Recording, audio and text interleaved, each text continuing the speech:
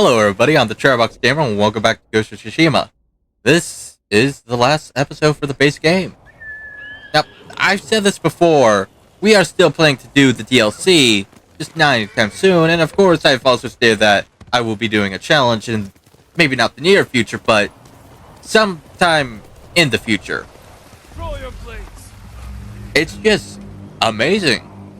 Out of all the games I played, this game has the most videos. Currently with 111. And with all of you watching, I just wanted to say thank you. Now, the last couple videos, I've been having personal stories, just talking while we watch me collect stuff, and the reason why is, well, after 111 videos, it gets hard to talk about new things, you know? I figured a little story here and there would make the recording go a little faster while you enjoy the gameplay, and honestly, it helped me get through it. Where are you going, motherfucker? Aw, did I miss? No, I did not miss. Anyway, for the last video for Ghost of Tsushima, you know, base game-wise, I figured I could do a review of my experience throughout the whole game. Now, I will admit, when I do reviews, I do get a little self-conscious. I don't know if I'm being too critical, or if I'm not being critical enough. But, I will say this game was pretty fun. I mean, we're at 111 episodes. If I did not find this fun, I would have stopped once the plot was over with. Now, if the game were really bad, that I had no joy in it, I would have just stopped right at the beginning. Because, let's face it, if a game's not fun, or provides entertainment, then I really don't see the point. Of course, what I find entertaining is not going to be the same to you. It's a very subjective matter. But I think we can agree, if the game starts sucking, then there's no reason to play. However, other factors kind of get into what keeps me entertained. For instance, story, gameplay, the atmosphere of the game. I mean, look at this game. This game is fucking beautiful. I know I said this a lot in the beginning of the game, but that's because I could not get over how beautiful the world is. I am so used to games being set in modern day society where we see these hulking cities that just looking at the nature of this area, it's breathtaking. Like, each act had a new location, and each location brought a new beauty to it, that it had to make me stop for a bit just to appreciate how beautiful everything was. I had to stop myself from saying how beautiful things were, because it got repetitive. Now, if you told me that, hey, you really didn't stop talking about how beautiful it is because you said it in every other episode or so, I would say, yes, you're right, but at the same time, I would say, you're kind of wrong. A lot of commentary that got cut from some videos was going over how a location looked, and I figured that it got a little too repetitive with that I had to snip it out. Do I regret it? No, it basically was going over, wow, this place looks beautiful, and another thing that I liked, it was a couple episodes back, I think it was with the haiku, is that when I got a good look at Jin during the haiku, one little detail that I noticed is that his mouth looked like it was moving when he was speaking. And I went over how most games that have you play a character, they would never animate when they talk. I love that little attention to detail that they added to this game. Again, it's a small thing, but I just admire how much love they put into it. Like, include that little thing that we probably would not have seen. It's amazing. It's just amazing to me. Am I easily amazed? Yes. But a lot of games don't include that kind of shit, so I gotta give them props for it. Again, I want to bring up a point that graphics don't typically make a game. If this game had PS2 looking graphics, I'd still say that it'd be a fun game based on the gameplay alone. The controls are great. The only problem I have is with the grapple hook, and I will admit, that's probably more on me than the game itself. Until I know it's a community problem that everybody that played the game had an issue with the grapple, I'm just gonna have to take the blame for that. That's just on my incompetent ass alone. Now, the one thing I didn't really care too much was the parkouring in this game. While it's fine most of the time, I feel like getting on roofs was just more of an annoyance half the time. You see me try to jump from a roof from the ground where it looks like I could clearly grab it and not be able to get on top of the roof. Did it annoy me? Yeah. Does it really take much from the game? No, because there's usually another way that you can get to the roof. It's just sometimes it looks like you can jump to the roof without using the platform. So that part just kind of annoyed me slightly. Another mechanic I like is the ability to walk along the tightropes that we pop by every now and then. Granted, we don't see them often, but when we do, I'm glad that we can walk across. It kind of reminds me of the classic Sly Cooper, hence why I'm wearing this outfit right now. Honestly, any game that lets you do that automatically gets a bonus from my happy ass, because I like how you could traverse through a game. I like how you could use different ways to get from point A to point B. And I like how acrobatic you feel when you're using wires, ropes, anything really that normally people wouldn't be able to walk on or use. Another mechanic I do enjoy is the running mechanic. Now, I know that sounds very basic, and I get you, it does, but I like that there's not a stamina bar. That you see your character actively getting tired. Again, like with cities, I'm kind of used to seeing a stamina bar pop up whenever I'm running in a video game. So when I did not see it for this game, I was like, oh, can we just sprint forever then? And then it's like, oh, no, we can't. I like the attention to detail, how once you're done sprinting, you're huffing and puffing, trying to catch your breath. I like that because, again, small detail, but still shows that the creators gave it some love. Now, for the other mechanics, such as guarding, parrying, and dodging, I love how simple they are to learn, yet it takes a lot of practice before you could perfect them. Have I perfected these mechanics? No, I mess up. I get hit, I fail to block, or I fail to parry. It happens. However, I like to say that I made some progress. Compared to the first episode where I learned these abilities, I'd say that I got so used to them that if I started a new game right now, I probably feel a little naked without them. And I honestly think that's what I like most about the gameplay, is that you don't start off as a badass. You're good, don't get me wrong, you do start off skilled, but you grow. You learn more techniques, you hone in on the skill to use said techniques. You get stronger, faster, more agile. Overall, you get better. And it's something that you can see from the game from the very start to the very end. I enjoy it when games do that because it makes me feel like, hey, I got game's mechanics down to a T. I'm getting good. Hell, I'm getting pretty damn good. Now, am I perfect? No, I tend to mess up still, but I could arguably say that I gotten better from the first time I played this game to now. And that's because I had an easy time learning the mechanics. I practice a lot because, let's face it, if you don't get killed or if you don't learn how to block or dodge, you're gonna die. Especially if you don't know how to parry. When you parry somebody and wreck their shit in, it's satisfying. Plain and simple. It is satisfying. You even get that little slow-mo that you see in action movies. Like, you hit them good and you get to slice them up. Like, you can fuck up their shit after a good parry. I don't get those often because I still suck at parrying, but I could arguably say that I gotten better at it. Let's not forget the fact that we can block arrows. Can we all just take a moment and praise this ability? No stamina needed. It's endless. Like, you can keep blocking arrows for your lifetime if you really wanted to. I appreciate that ability because if we didn't have that ability, we'd be fucked by the archers, and nothing's sadder than getting fucked by the archers. And would you look at that? All completed. Everything's done. We did it. We completed everything. I mean, granted, the one thing I know we didn't really complete is getting the dyes.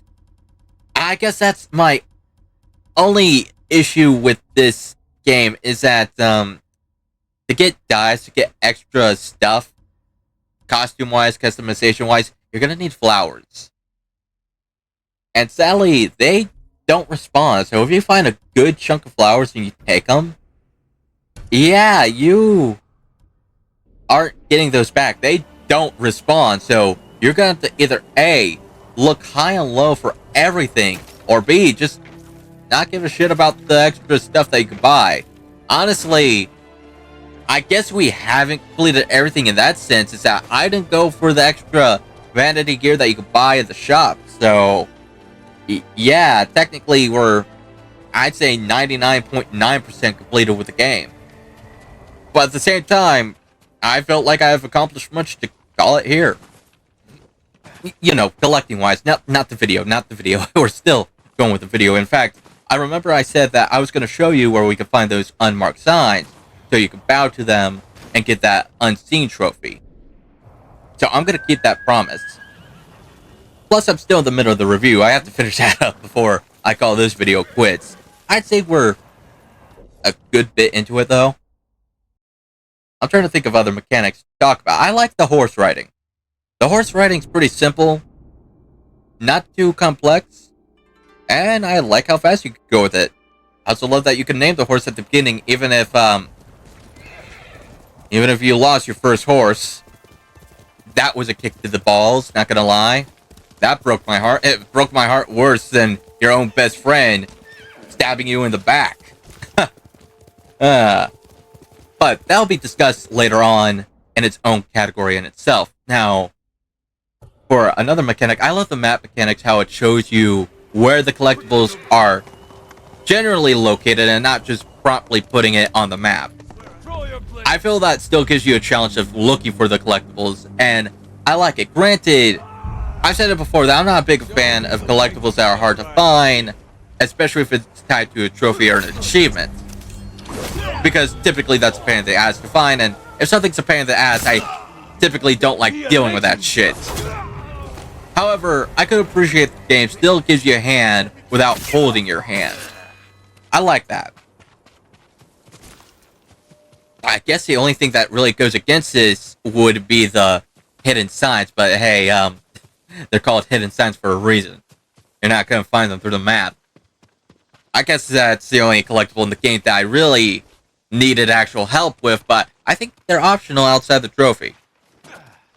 Again, like I said, I don't want a collectible does that, but the effects for these signs are too entertaining for me to really complain too much. I like how mystique they get. Like, I think this is right here. I think the sign is somewhere in this location. I'm going to try to keep the maps on where you can find them as long as possible. If you need a pause, take a pause. If you need more time, if I think I just rushed right through it a little too quickly, I will take a screenshot and let you have a better time to view where I am. So if you're getting lost, I'll try to help you out a little with that. But back to what I was saying, I like the effects that you get when you find these signs. I like how... Oh, actually, that's another good thing I could bring up. I love the soundtrack to this game. It's beautiful. Like, listen to that. This is a perfect example. Sorry, I had to interrupt that for a second, but this is where we can find one of the signs. Right here. That was a little fast, I'll admit, but I do bring it up after we do the little bow and get the effect. There it is, that bird. It's not the most spectacular effects, but it's still cool that it happens. Big bird. See, we're like right here. Get a good pause, get a good look. Now, getting back to the soundtrack, like I was saying, I love the music of the game. The sad thing is, I'm not an expert in this field, so I can't really give you much of a critique or in-depth knowledge on the subject because, well, I just don't know it that well enough to really do that. However, I will say that it does sound nice. The dramatic scenes mixed with the dramatic music, like, it's spot on. It gets you into the mood. It gets you into the scene. I like how it goes with it. The haiku music just gets you into the lull of it, like it's mystique. It makes you feel like you're at one with the environment and one with nature. Hell, because of the music for the haiku segments, it actually inspired me to actually make my own during the recordings. Granted, they weren't as good as, Jen's here, but it still inspired me to go along with it, which I thought was pretty cool. I mean, I'm pretty sure I said at one point I never considered on writing a haiku before. I mean, the only time I ever did was when it was briefly introduced to me, I think maybe in first grade, second grade, fourth grade. I don't know. It was a early grade where it was introduced to kid me and that was the only time I ever wrote a haiku until I played this game. So I have to say that the music for that part, giving me the little inspiration to make my own, I think that was kind of a nice thing to add to the game. I like the plot of the story, and I like the characters. I guess the only problem I had with the entire game in itself was probably the pacing. Now, previous videos, I went over time and time again that I don't think the best friend should have betrayed you in Act 1. I felt like that wasn't enough time for me to develop an emotional connection with the character to feel the impact of the betrayal. I mean, compare that to the slight betrayal from Lady Masako during her mission during Act 2.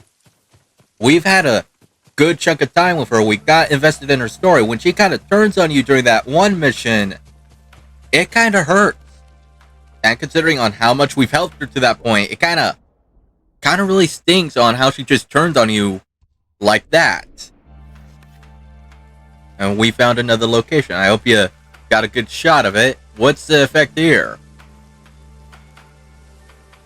I don't know what the effect is.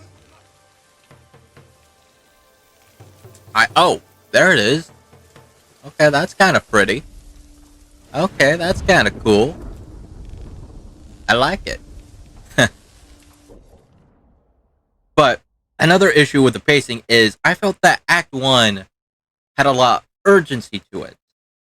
But when we saved the uncle, when we saved Lord Shimura, Act 2, I felt like there was no real urgency to getting the castle back.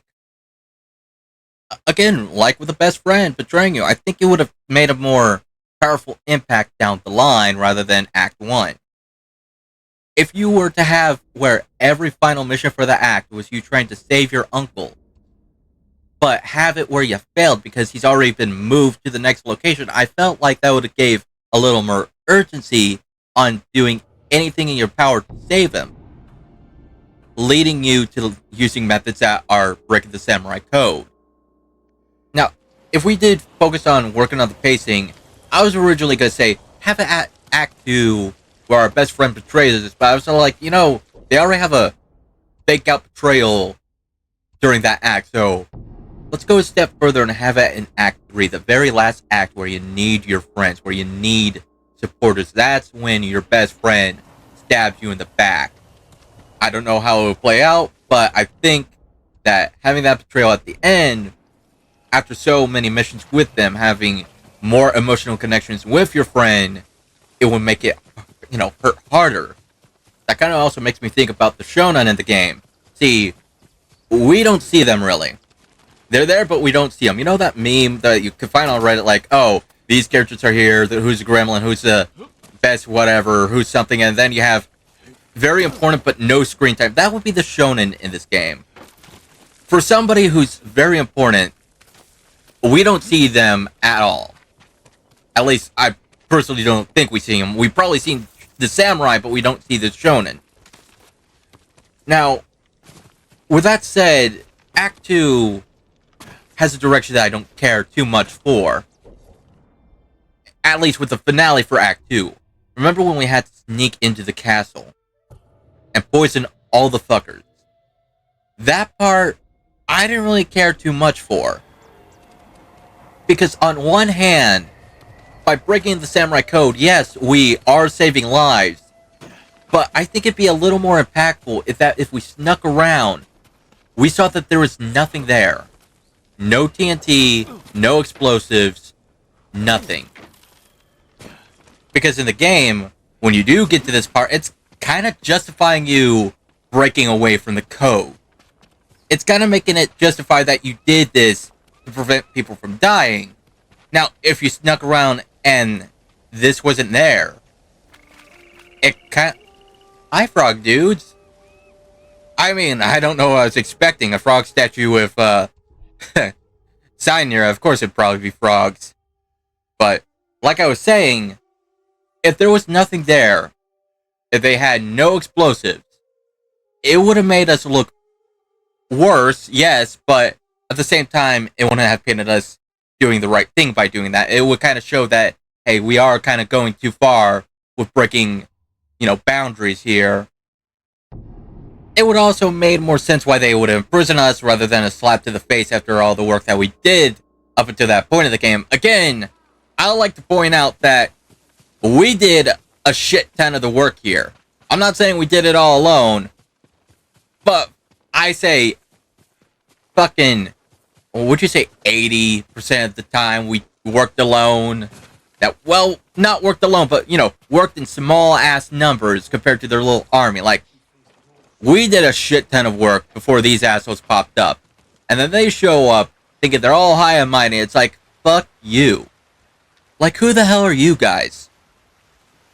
Seriously, who the hell are you? Are you saying you're also samurai? Well, fan-fucking-tastic. I could have used you in Act 1. Act 2. I mean, you popped up in Act 2, but I could have used you from the start.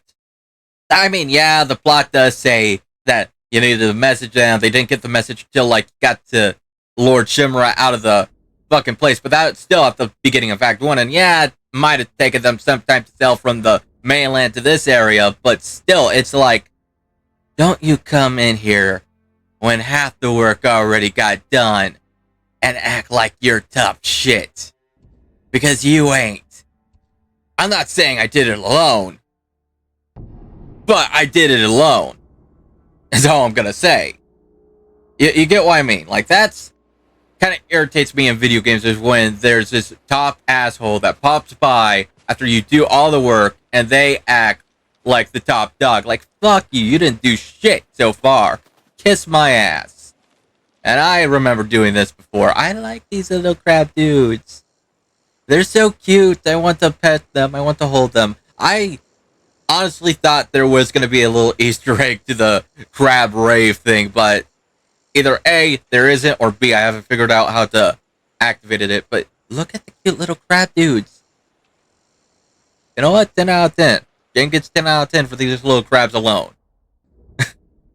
Anthony, that's not a good way to review games. You're right. It ain't.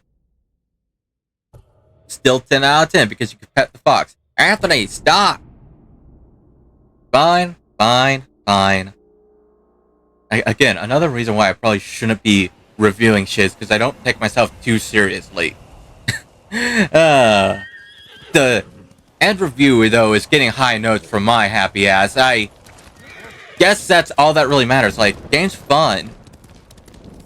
That's all that matters. Game's fun, has a good story, interesting characters, controls nicely, looks beautifully, sounds great. Like, pretty good game.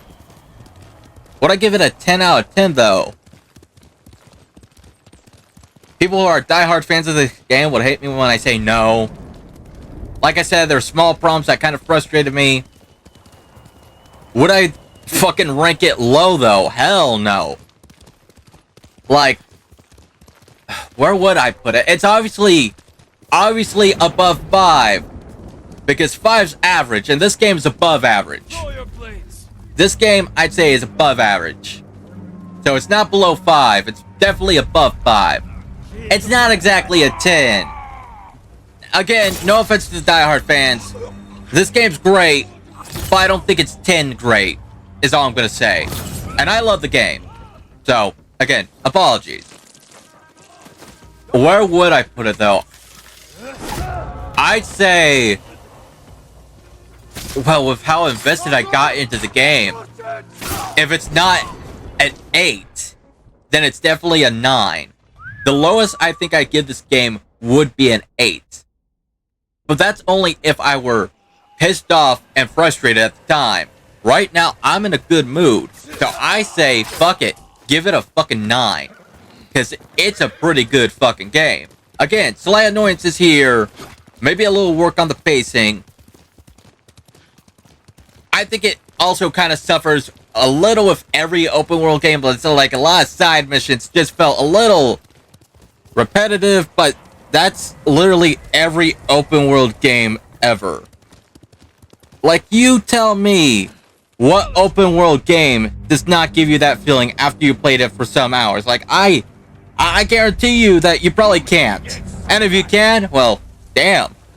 That's good to hear. I like to try that game. But still, why did it skip, man?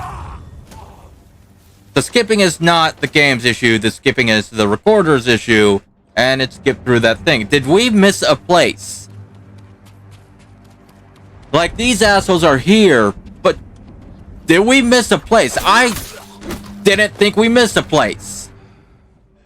You know, now that I mention it, didn't at the end of chapter 1, act 1, where the hell you want to call it, didn't they say that, hey, the main douchebag is going to be sending reinforcements to reclaim places? I don't think I've ever had to deal with that shit. Either A, it never happened. I mean, I think it might have happened. Like, these guys are here, clearly. These guys are clearly here. It must have happened at one point, unless I really did miss this location. Or maybe this place wasn't really a place at all. Like, maybe for a mission, but it was in a place where you would, you know, pop by. You get what I'm trying to say.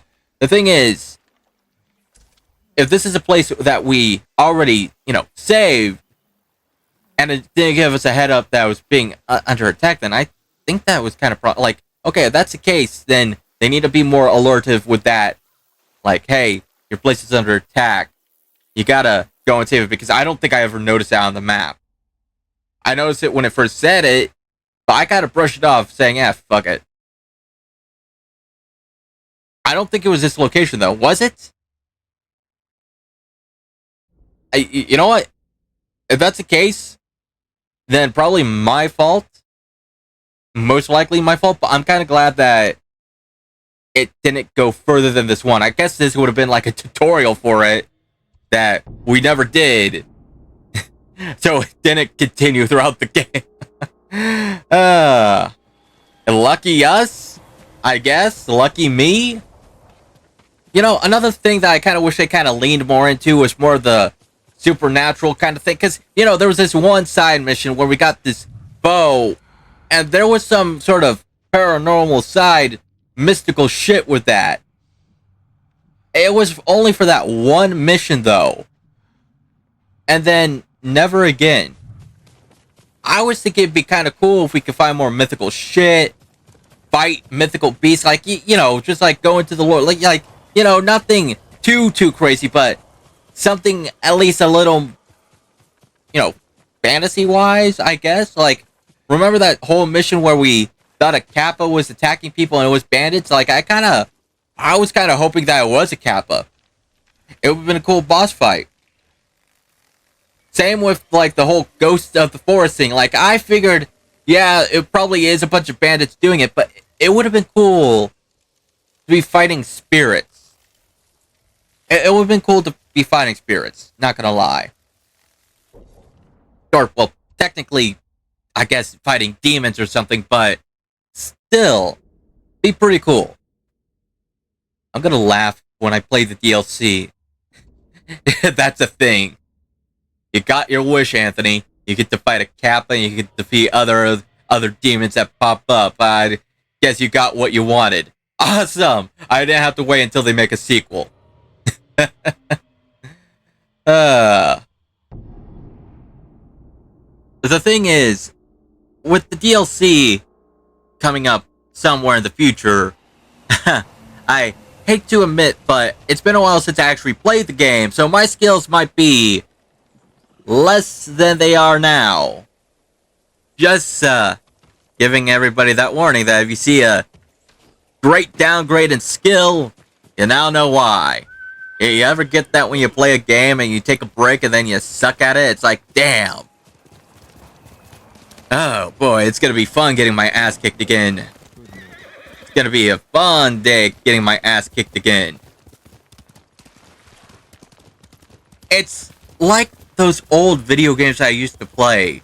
See, whenever I played a game, I would be so used to the camera controls from another game that I'd be shocked to find that, hey, these camera controls are inverted for some fucking reason. What the hell, Past Anthony? And then some other games would have the opposite. Like, I wouldn't like the normal controls. I would prefer the inverted option. And it's like, why can't you make a decision here? Why can't you be consistent with your camera controls? Up, go up, or up, go down, Anthony. Pick one and stay on it. I don't know why. that sometimes it just fucking happens. It's weird. Just a little weird. I think it's safe to say that at this point the review's over. And the lowest I'm willing to give this game is an 8 out of 10, and the highest I'm willing to give will be a 9 out of 10. Again, I'm not that great of a reviewer, but I can at least say that I tried to be fair. I don't bash a game for, when I get my ass kicked, because chances are that's on my own fucking fault. Like, get good is some advice you could give for anyone who's not doing too well in a video game. Honestly, if you're getting your ass kicked in a video game, try lowering the difficulty. I know that's hard to do. I would absolutely refuse to lower the difficulty, even when I'm getting my ass kicked. But if that's the case, then I need to take the responsibility that I can't say the game's fucking horrible because I'm getting my ass kicked. At that point, it's more on me than the game. I could not be stubborn and just accept the lower difficulty, but no, I'm sticking to it. I don't even think we've used the highest difficulty for this game. I don't know if we went with normal or the second highest, but I definitely know it's not the highest. So me getting my ass kicked throughout this game is kind of making me a little anxious about going again on the hardest difficulty. Like, I'm just predicting I'm going to get my ass kicked a whole lot more during that difficulty compared to this one.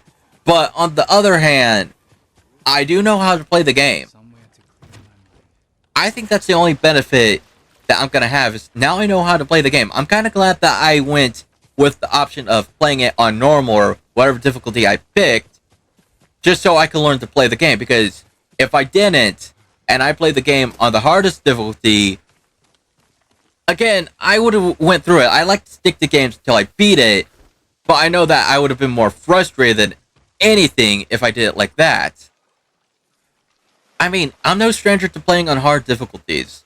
I have played on a lot of hard difficulties. It's just, I know that the pattern is, I play it, I get my ass kicked, I get frustrated, I keep playing until I beat it, or until I take a break. And sometimes it gives me a headache, sometimes it doesn't, but I guess it depends on how I'm feeling that day. What's the worst game that I've played that had the worst difficulty that I ever dealt with? I want to say that it was the Evil Within Akuma mode, where you get hit, you die in one hit. That was hell. That was hell. I think my least favorite chapter was chapter 10, because up until then, enemies had melee weapons for the most part.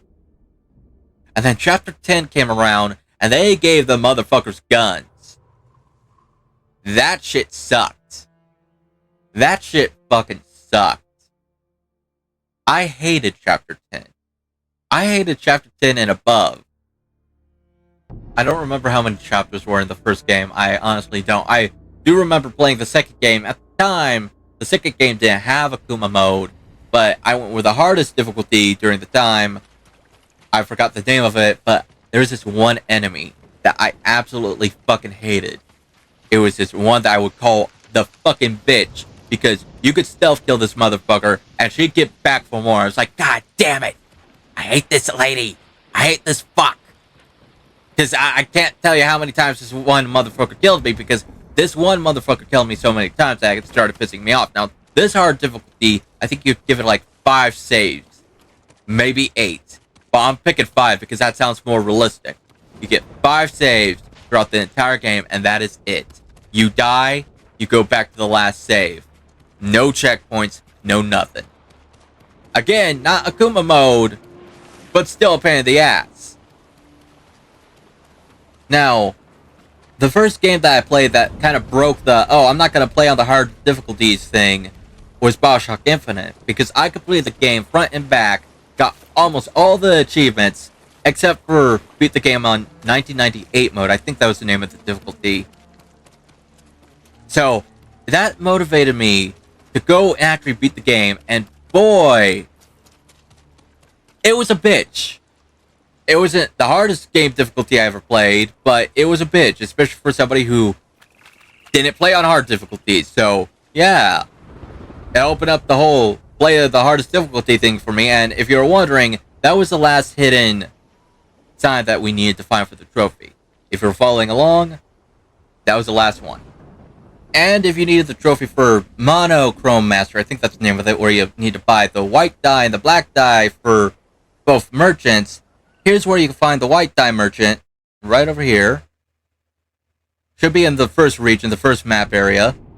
And when you go there, all you have to simply do is buy just one item.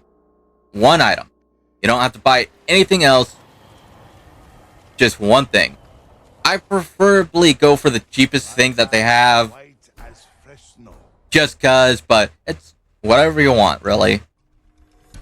You'll gleam like frost on the Luckily, you don't have to buy one of from each category. You literally just need to buy only one thing, and that's it, which I'm kind of thankful for because, like I said, getting flowers in this game is kind of a bitch.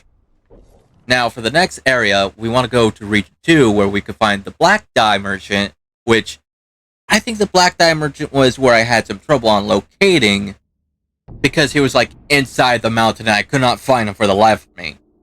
Again, all you have to do is buy one thing from the merchant, and you get the trophy. Again, a part of me feels a little bad that I didn't 100% complete it by getting all the vanity gear, but at the same time, I really did not want to go hunting flowers for over hours. You get me? Like, I'm good with where I am right now. But you know what? I'll say this. I like our outfits in black. I'm more of a dark-colored kind of dresser. I don't really prefer light colors. I like the dark colors. One, it keeps me more warm, and two, it just feels more natural, you know? With that, we are ending the last video for the base game, at least until I start the challenge. And with that being said, I appreciate you all for watching. I thank you for being a part of this journey.